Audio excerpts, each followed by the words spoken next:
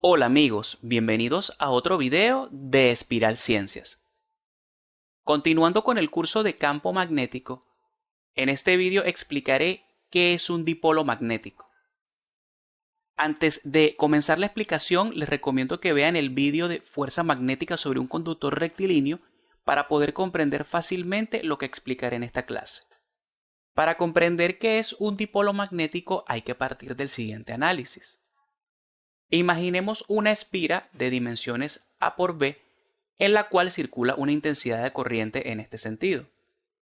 Ahora coloquemos esta espira en un sistema de coordenadas cartesiano, un sistema de 3 dimensiones, y ahora imaginemos que en la región donde se encuentra esta espira hay un campo magnético uniforme el cual tiene esta dirección.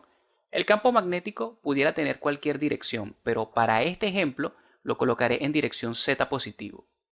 Por estar la espira en una región donde hay un campo magnético y por el hecho de que en ella circula una corriente, el campo magnético ejercerá una fuerza sobre cada lado de la espira. Esto se explicó en el vídeo de fuerza magnética sobre un conductor rectilíneo.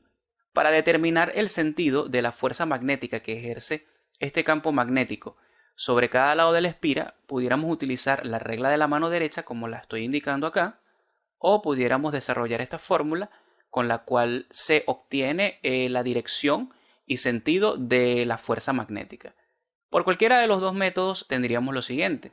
En este lado de la espira se va a ejercer una fuerza magnética que tendría esta dirección y sentido, una fuerza que iría en dirección X negativo.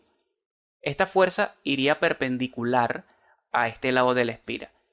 Y al desarrollar cualquiera de estos dos métodos, bien sea la regla de la mano derecha o esta ecuación, tendríamos que en este lado de la espira hay una fuerza que tendrá la misma magnitud que esta fuerza que acabo de colocar, pero irá en sentido opuesto, es decir, serán antiparalelas.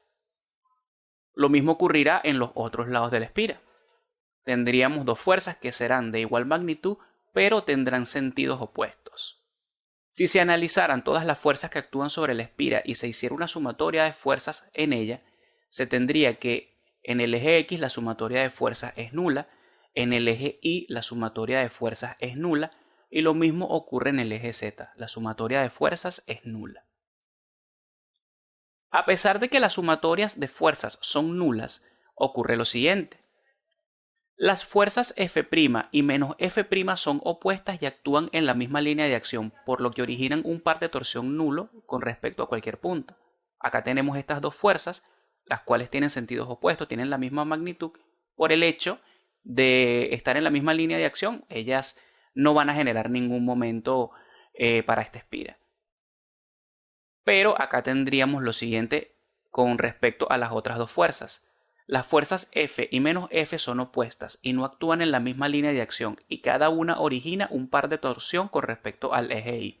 Estas dos fuerzas, F y menos F, harán rotar esta espira alrededor del eje Y.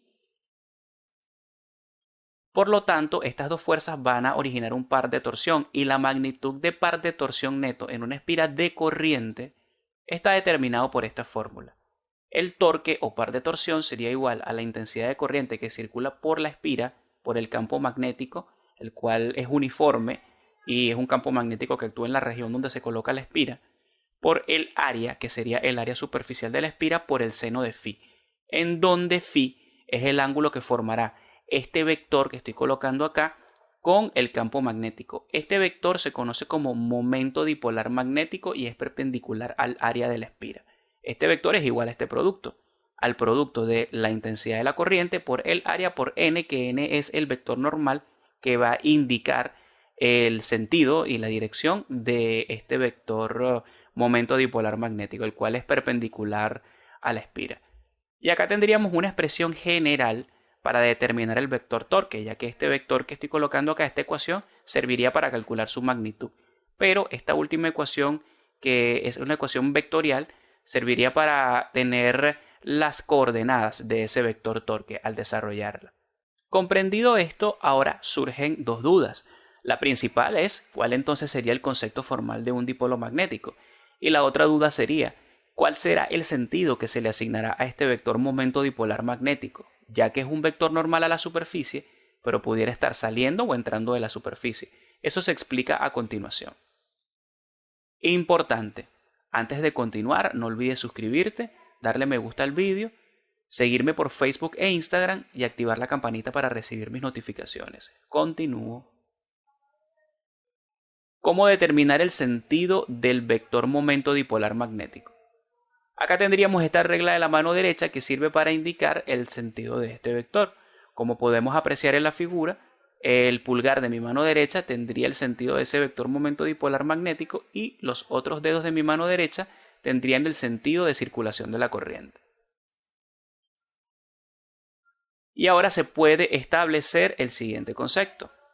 Una espira de corriente o cualquier otro cuerpo que experimente un par de torsión magnético dado por esta ecuación recibe el nombre de dipolo magnético. Por lo tanto, una configuración de este tipo, como la que acabo de describir en este vídeo, sería lo que representa un dipolo magnético. Esto sería lo que es la explicación de lo que es el dipolo magnético. Si quieren conocer qué es un dipolo eléctrico y sus características, los invito a que vean este vídeo, el cual dejaré por acá arriba el link que los llevará a este vídeo. Y ahora voy a explicar lo que es el par de torsión magnético, pero en el caso de solenoides. Imaginemos un solenoide como apreciamos acá en la figura. Acá tenemos un solenoide que tiene n vueltas y en este caso para el solenoide las fórmulas se transforman en lo siguiente.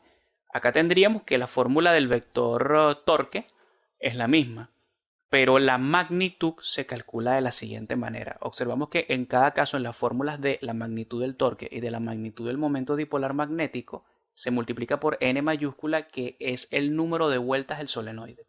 Y apreciamos lo siguiente. El vector momento dipolar en este caso coincide con el eje del solenoide. Y una característica muy importante. El efecto de este par de torsión es que tiende a hacer girar el solenoide hacia una posición donde su eje es paralelo al campo. Es decir, a medida que transcurre el tiempo, un solenoide que se encuentra inmerso en un campo magnético, una configuración semejante a esta, el eje del solenoide va a tender a coincidir con el campo magnético. Es decir, van a ser paralelos a medida que transcurre el tiempo. Y aquí tendríamos esta configuración.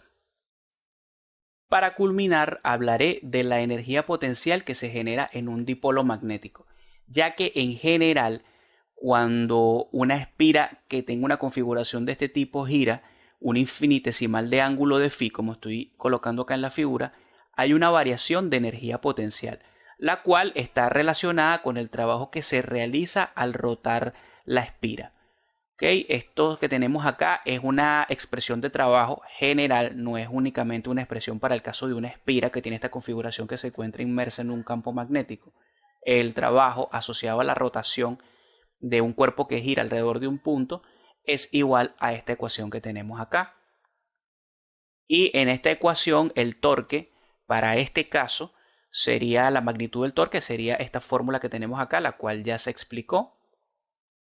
Y luego al sustituir esta expresión acá en la ecuación de trabajo tendríamos lo siguiente, en donde este signo negativo aparece porque el momento tiende a disminuir un ángulo phi. Y en este punto se comprende el trabajo que hay asociado a la rotación. Ahora hay que establecer una relación con el trabajo y la energía potencial.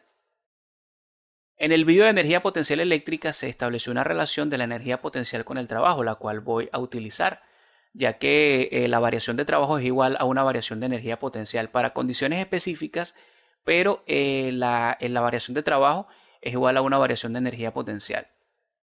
Lo cierto es que al sustituir en esta expresión de diferencial de trabajo, al sustituir el diferencial de trabajo que ya establecimos en la lámina anterior, se tendría lo siguiente. Luego acá se multiplican los signos y tendríamos una expresión para integrar.